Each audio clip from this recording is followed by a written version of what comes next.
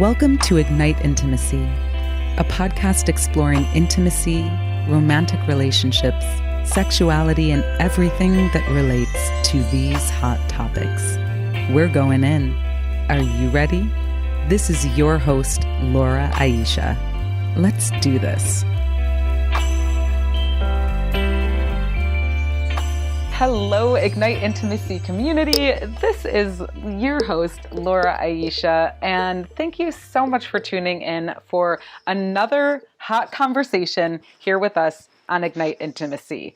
I am very excited to have our current guest on the line with us today, Dr. Jenn Gunsaullus. We're going to be diving into some hot topics. We're going to continue discussing sexual consent. We're going to dive into a term that is very new to me.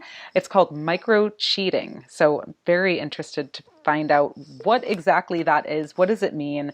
And we're going to continue also talking about just mindfulness, female sexuality, gender roles, and communication. These are all hot topics right now in the areas of sexuality, romantic relationships, dating, intimacy. So Dr. Jenn, thank you so much for joining us on the line today. My pleasure, Laura. I'm excited for all these topics with you. Awesome. So I was reading your bio. I was like, wow, this lady is a real badass. So I want to just create you for our audience today because you have got some really powerful stuff going on. So Dr. Jenn is a sociologist and a sex coach. She's a frequent speaker about couples intimacy, sexual consent, healthy relationships, erotic play, and mindful sex. She's presented 2 TEDx talks and is a writer on sex and relationships and a reoccurring intimacy expert on the morning news. Okay, I want to know where that morning news show is. I think we need some more of that going on. I know. I've found some good folks in San Diego that are willing to trust me on live television to talk about sex. Yes, I love it. I love it. So Dr. Jenn is also one of the founders of Sex Positive San Diego and the creator of World Sexual Health Day San Diego. She has over 1.4 million hits on her In the Den with Dr. Jenn YouTube video series. So you have to check that out. We'll put a link in the show notes. And she's an expert in the documentary on masturbation called Sticky, A Self-Love Story. In addition, she's a martial arts practitioner, so you better watch out.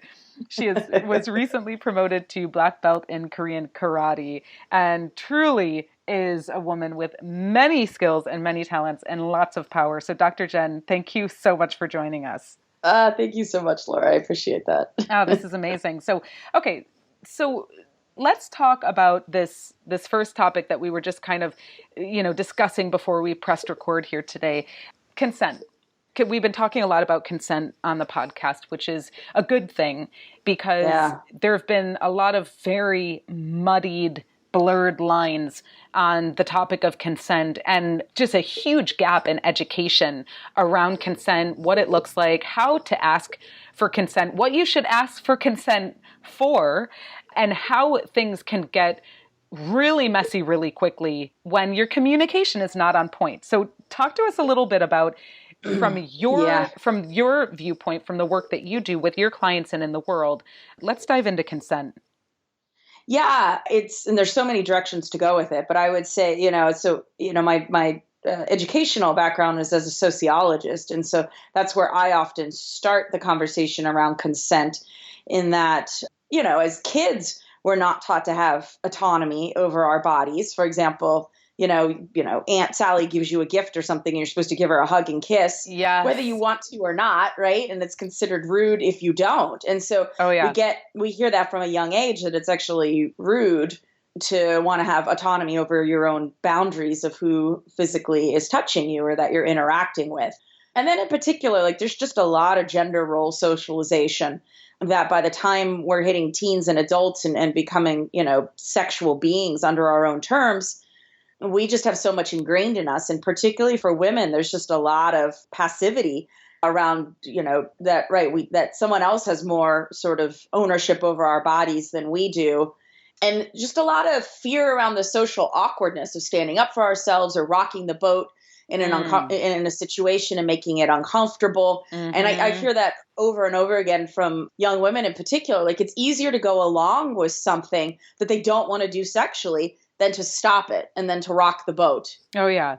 I've Yeah. certainly been there. I've certainly Yeah, been yeah, there. absolutely. Right. And then on the flip side, if you were raised and socialized as a male in our society, in our sort of mainstream version of masculinity, while we have, there's positive aspects of masculinity, we definitely have these versions that show up as kind of toxic masculinity. And one of them is around coerciveness in sexual situations, that you don't accept a no or a maybe, or you don't even check in. Like, we sort of train emotional intelligence out of young boys, and Mm. by the time they're sexually active beings, they don't know how to read someone or check in with someone, or even to recognize the importance that this person in front of you, one, deserves respect, and two, maybe thinking very different things than you are. Like, we're never taught that, and then you're Yeah. taught just to keep pushing for what you want. And Mm. so, yeah, and so that's where I combine the sociology and then all my years of mindfulness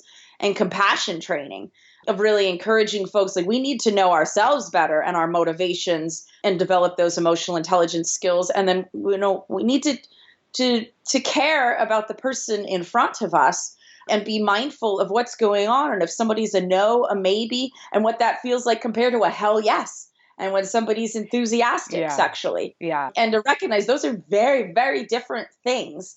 And if you're wanting to share an intimate experience with someone like that, then you need to care about that, That's right. for yourself and for that other person. Mm. I'm so glad that you talked about when we're children. And in my family, there was this emphasis on when you arrive at your aunt and uncle's house or your grandma and grandpa's house, like, you go up to them, you hug them, you kiss them. And there was someone in my family a gentleman who used to always kiss us on the lips. And Uh, I hated it. And yeah, I still feel gross in my body when I think about that. yeah, And it's not cool. And my daughter, thankfully, I have a 20-year-old daughter who's amazing and powerful. And she was like not having it. She was like, no, I'm not going to go and hug and kiss the aunts and uncles whenever they come. Like, no, I'm not going to do that. yeah. And when I was younger, I just didn't know that that was even an option. Right. Oh, yeah. Yeah. I have a good friend, and I think she's got maybe a 6-year-old son. I forget how old he is. And she has taught him that he has options. He can hug somebody if he wants to. He can high five them if he wants to, or he could just wave to them and That's say awesome. something. And that he could change it in the middle, because then she'll go up to him. She's like, "Hey, you want a hug?" And he'd be like, "No, I'll just do a high five." And then he'll do a high five, and he goes, "I changed my mind. I'd like a hug now." And like, Oh, that's awesome, that's so right? cute. I love Like, that.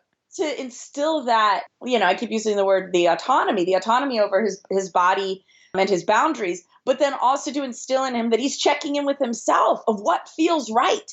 And he's empowered to articulate that and know that, and know that will be respected, and expects it to be respected. Mm, Like, what a completely different training than what most, in particular, girls get growing up in our society. It's that's incredible. right. That's right. Well, and I think it's going to be fascinating to see what our world looks like in over the next several decades, because Yeah. the youth of today are growing up in a very different world, a way more conscious world, a way more transparent world, Yeah. and with social media and just, the way that news travels, it's hard to keep things secret. It's hard to lie and to get Mhm. away with behaviors that are, damaging or destructive. So I think it's going to be really interesting. And they're also powerful. I mean, you look at what's happening right now with these kids who are taking a serious and real stand to end gun violence in America. Yeah. Freaking And yeah, it's awesome. Like, I was just sharing with you before I started this call that I'm involved in some training, and we had our first weekend this past weekend, and the leader of the training was saying, these kids, oh man, they're showing you up. These kids are showing you up in a big way because they are just about it, and they are organizing, and they are committed, and they know the difference between what works and what doesn't. And they want what works. And I support it fully. Yeah, and I think have been raised with technology at your fingertips, and to have been raised with social media and seeing how quickly, something can change, or that you can get a group of people together to make something happen. Because I know when I was raised, none of this was possible.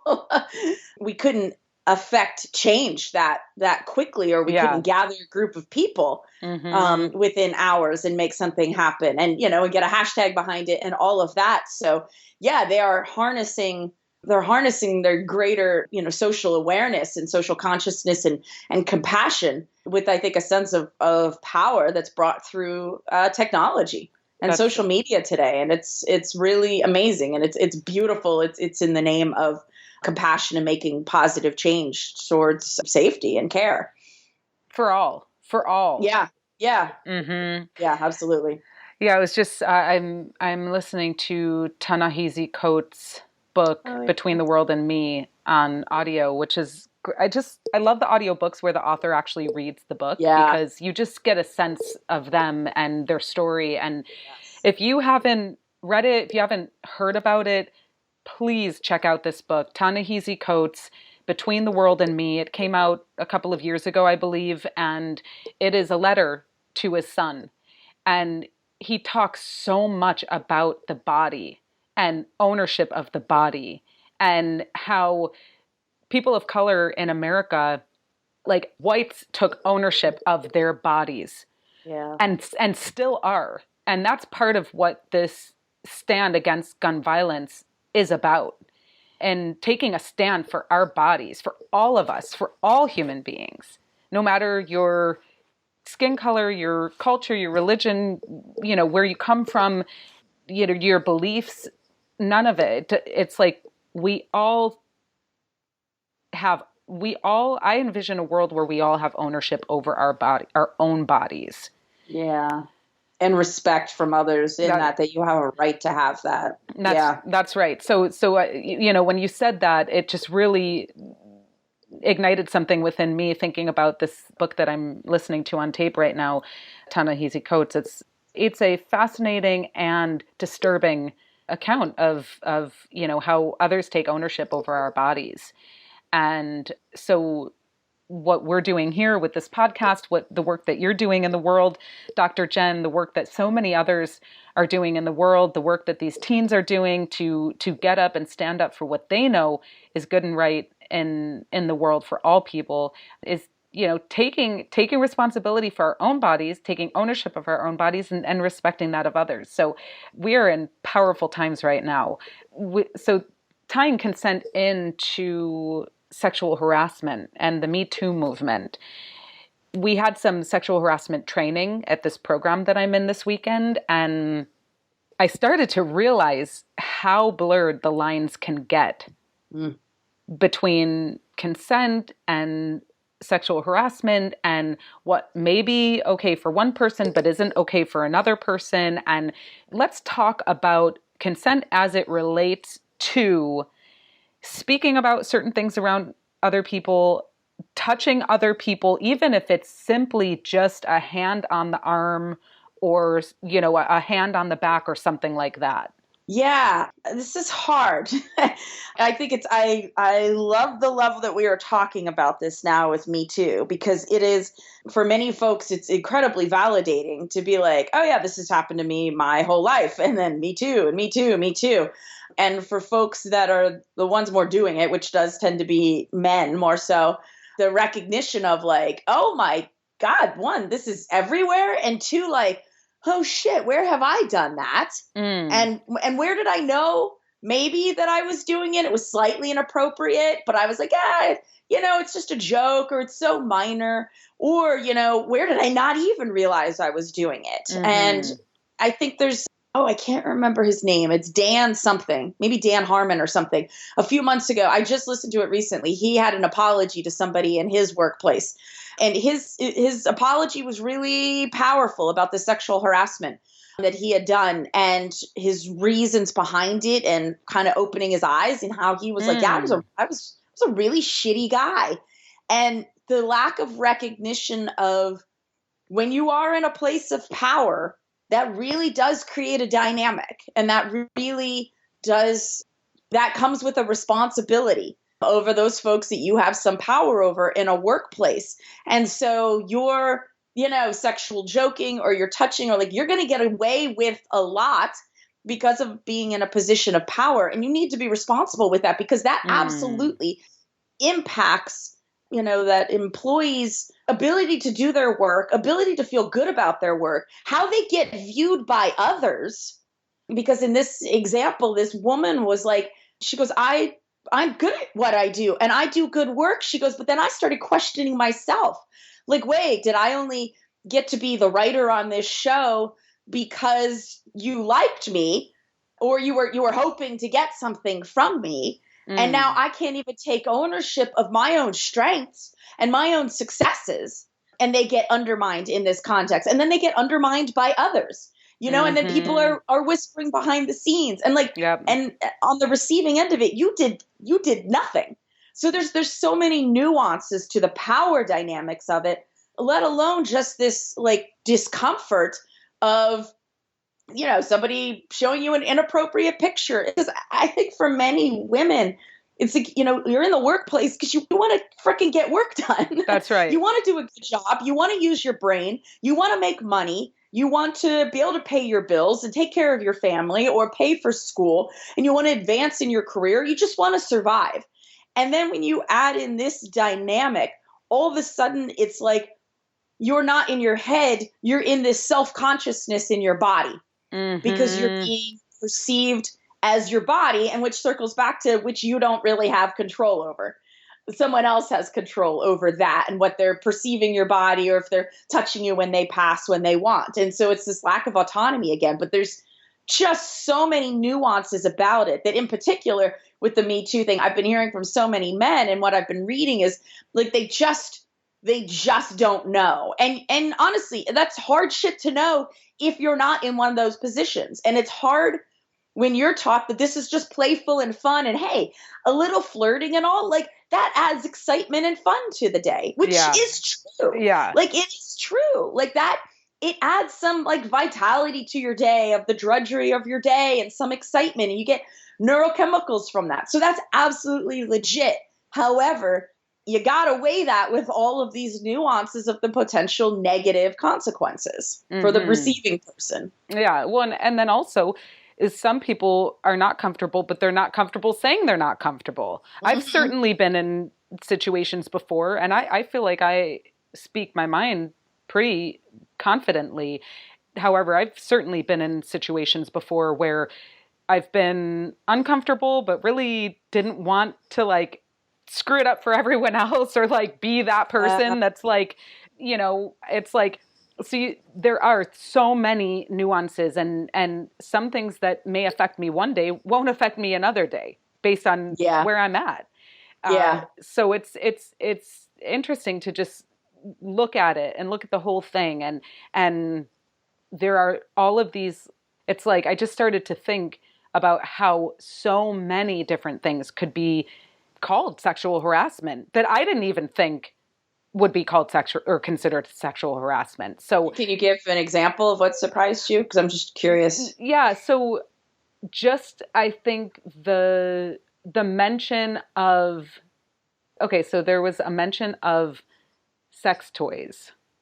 And so with sex and intimacy and online dating, and we're so many of us are just navigating all these interesting spaces in the world, and that have to do with love and relating. So if you're at work and you're talking about something, let's just say like maybe you're making a joke about, oh, I went to this party and I didn't realize that they were going to be selling sex toys there, and blah, blah, blah. And you're just sort of like laughing about it the water cooler, let's just say, Right. and you're like, oh my God, and there was this product and that product, and maybe there's someone there who's really offended by that.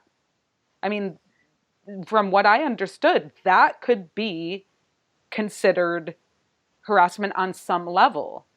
Yeah. And, so just continuing to evolve this conversation and just have this conversation, because I remember a few years ago when I started to really learn about consent, that I would reach out and touch someone's arm or just hug someone and not even ask permission. Right. I would just be like Sure. in the world, in my life, like, la, and doing my thing. And then I realized, oh, wow, I really need to ask people. And so I started to do that.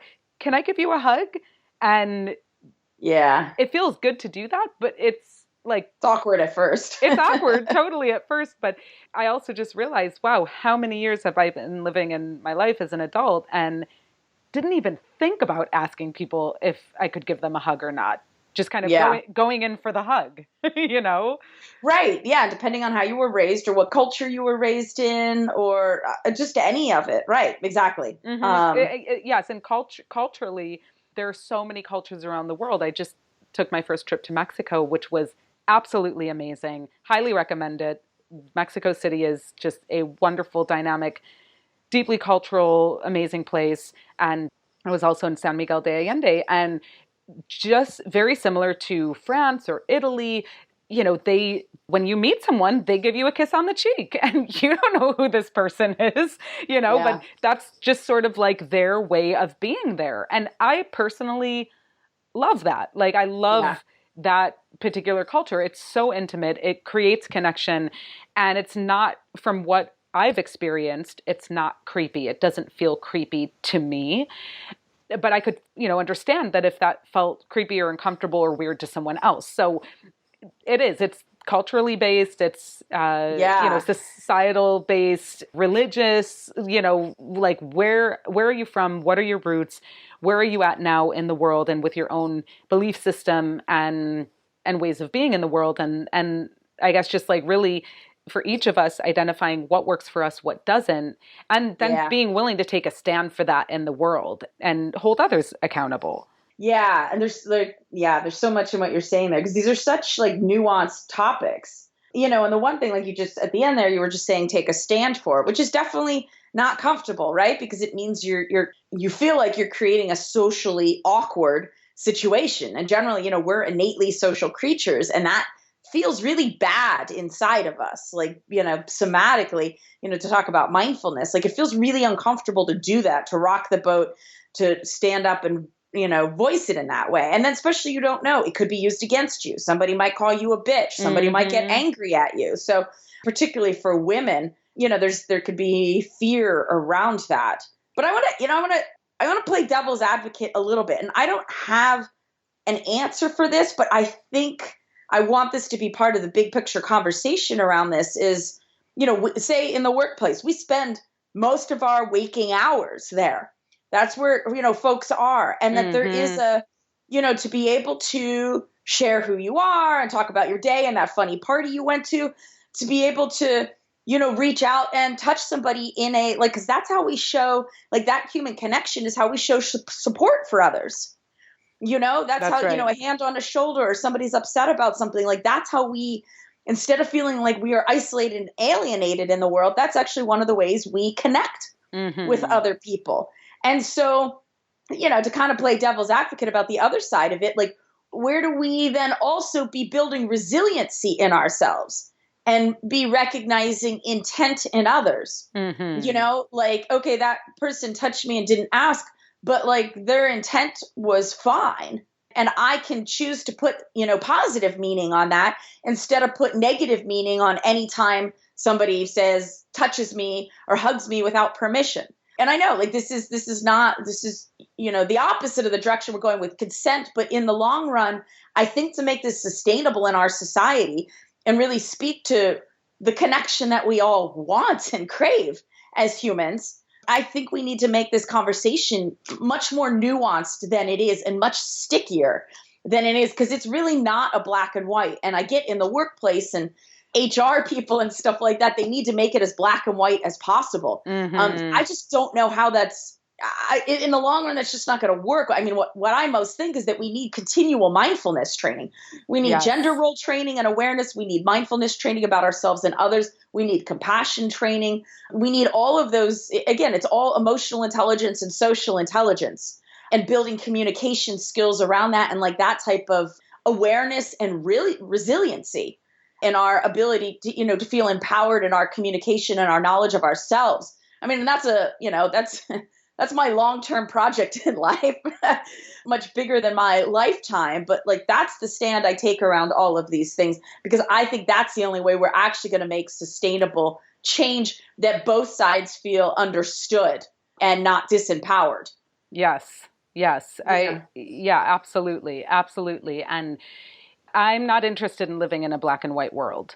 That that does not offer anything for me that creates excitement or connection or enthusiasm about being in the world. And it makes me think of that Black Mirror episode. It's like maybe the first episode or something, where your whole social life is driven by your rating on social media, and people rate you on every little interaction that you have, and you so become not who you are because you're so concerned, or not, about having this particular rating, because that offers you certain things in life, and you get certain perks for having a 4.5 star or 5-star rating. So I'm not interested in living in that world. I'm interested in living in a dynamic world where we can be ourselves and bring our bubbly and bring our excitement and our enthusiasm and just ourselves to the mix, while also, like you said, being mindful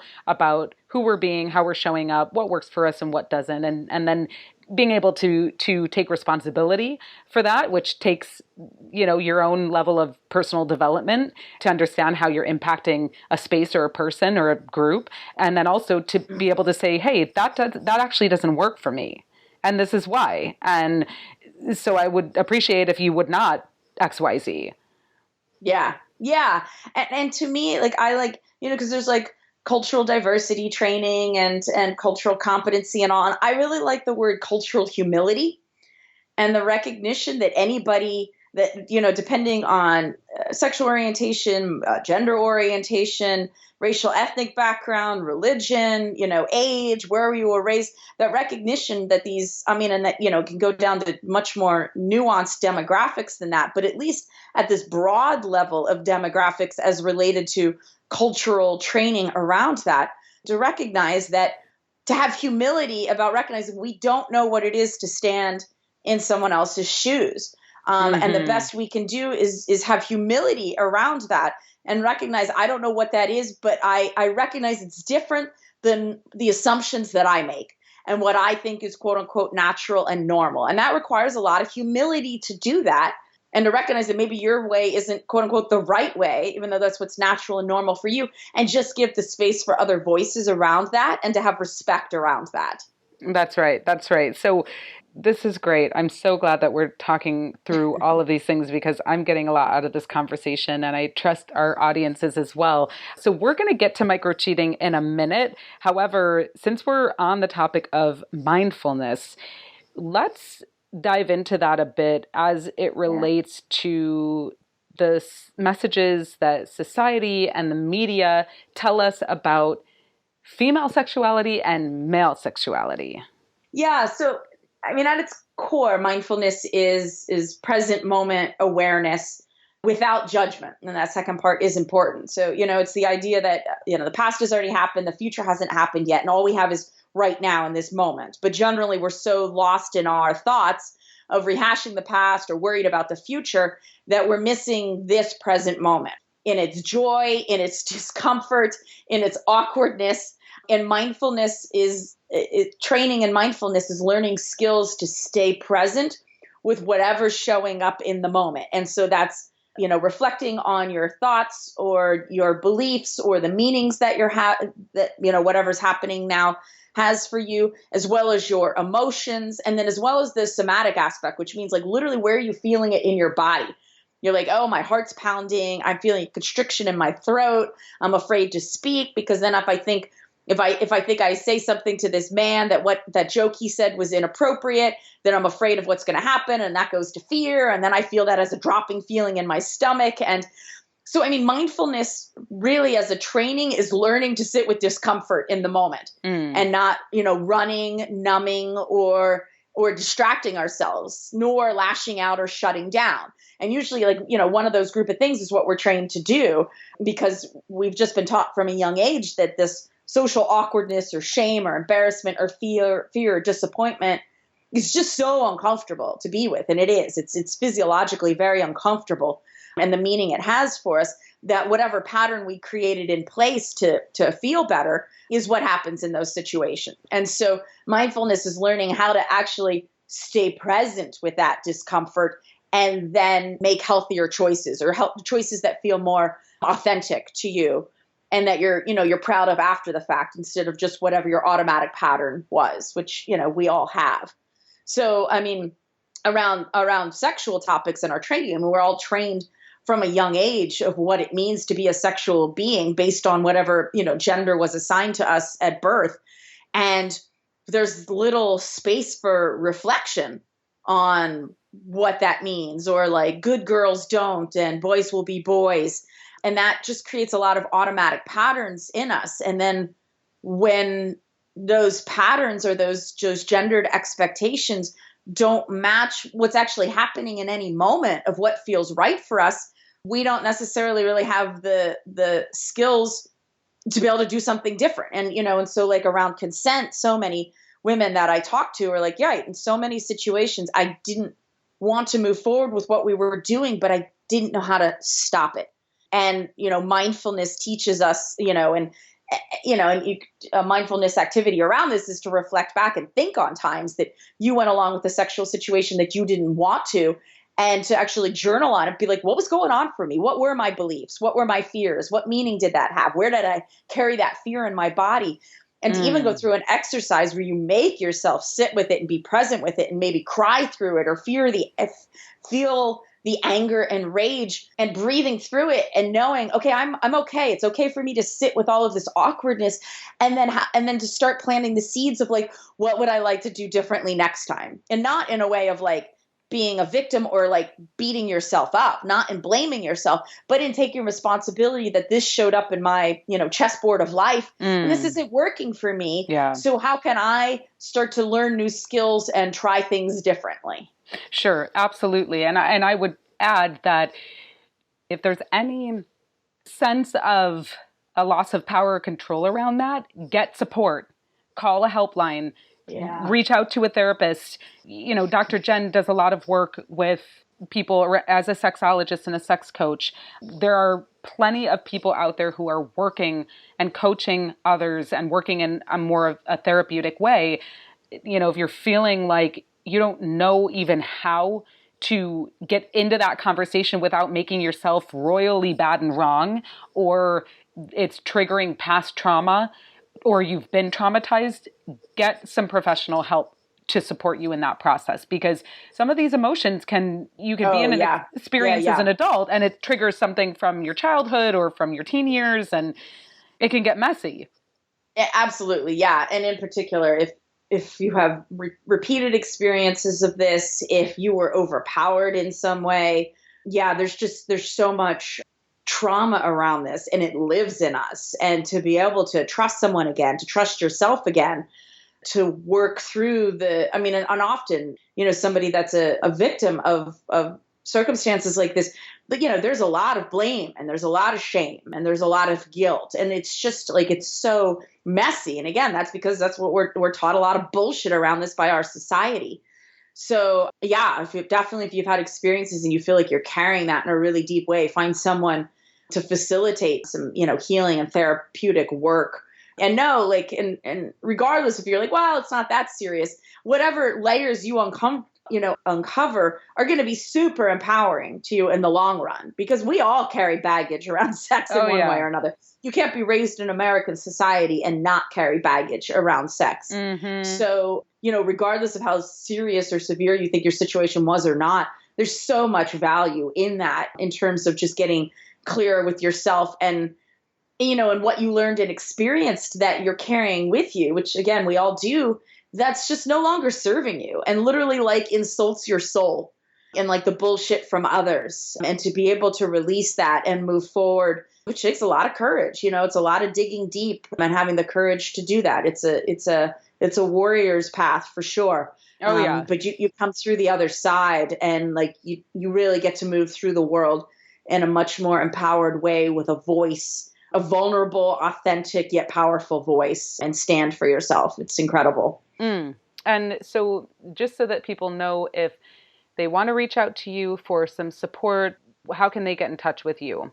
I mean, my best way is through my website, which I think you'll have that link, drjensden.com. That's the best way to find me and see what I'm up to and various services. And folks can email me that way or reach out. I mean, I have tons of free resources on there of videos and articles and mindfulness resources and links. And so there's just a ton of resources on there for folks too to dig around in. Great. Okay, so it's Dr. Jenn's Den. So it's DrJennsDen.com. We will have that and other links in the show notes. And just before we wrap up today, let's talk about this micro-cheating. What is it? Yeah, I know. I just saw the term because I was on the local news recently and they were like, "Oh, can you talk about micro cheating?" I'm like, "Sure. What's micro cheating?" and I was like, I didn't know this. Apparently it was coined by an Australian psychologist or something.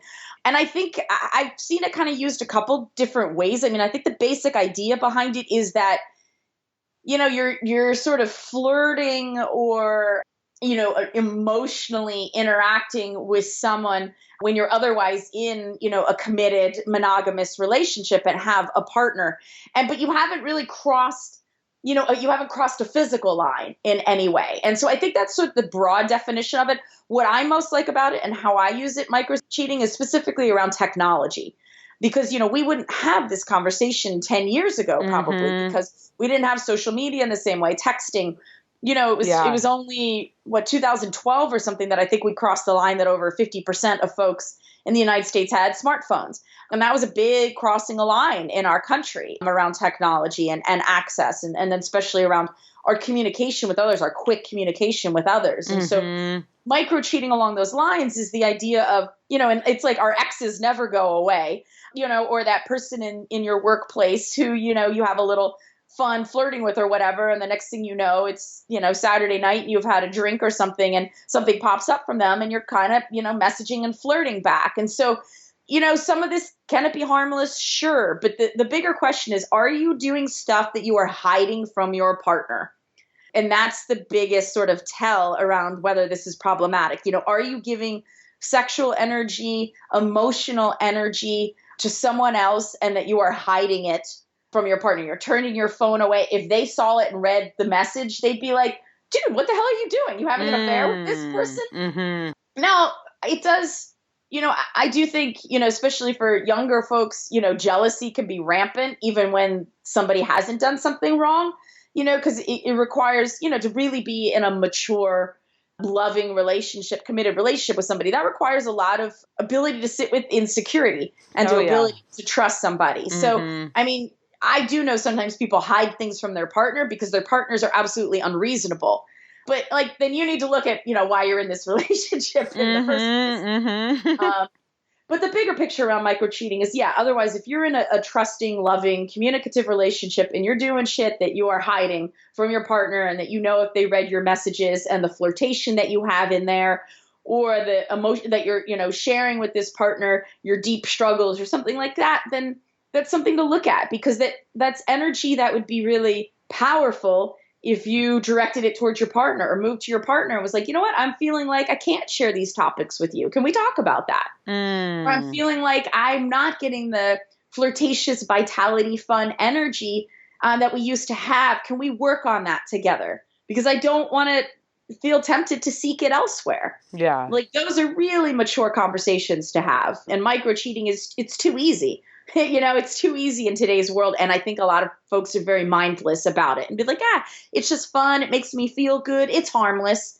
And Mm. I think we need to have more mindfulness around it. Yeah, absolutely. And it's easy to do. It's easy to even not even know that you're doing it. And then all of a sudden be like, Mhm. holy crap, I'm having an emotional relationship with this person. Yeah. And Yeah. And it feels good. it does. And Yeah. it's I think it's another sort of fine line thing where, okay, so what are the lines? Where are the lines? And I think we all just identify that for ourselves and in our own relationships. Like, okay, this works for us and this doesn't work for us. And for everyone, it's different. And, it's like as many colors exist in this full spectrum, there are that many different relationship styles. And that was something that Yeah. I wanted to explore. That's one of the reasons why I started this podcast, because I realized, oh my gosh, there are so many different styles of relating romantically. And I'm looking at it like living within this context of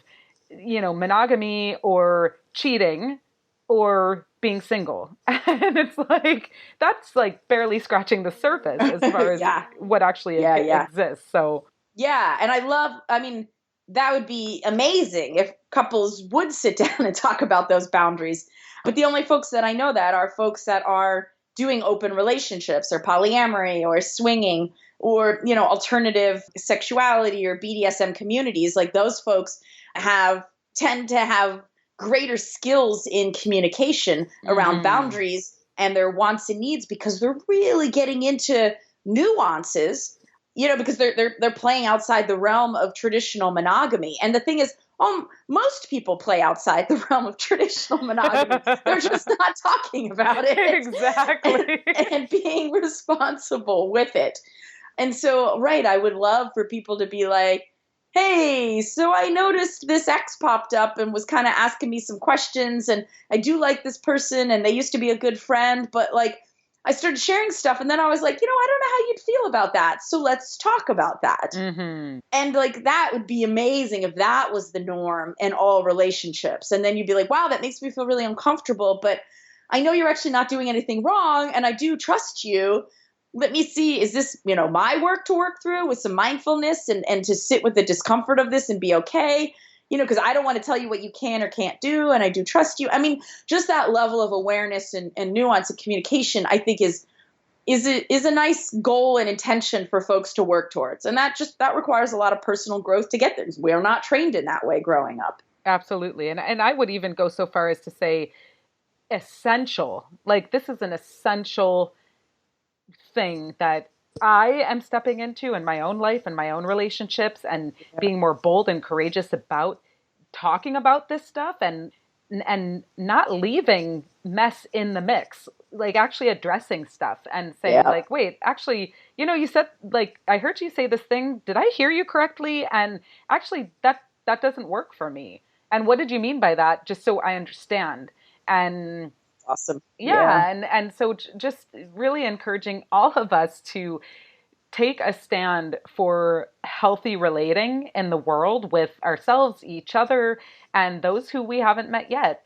We have so much power, and I'm just, grateful to be on the line with you, a woman who is, totally in your power. You're on your path. You've got these big games that you're playing in the world. And everyone who's tuning in here, it's like if you're tuning into this conversation, you're curious, and that's a starting point. So let us all just be curious, be powerful, be bold, and start to evolve the way that we relate with ourselves and each other so that we can together create powerful relating on all levels in all areas of our lives.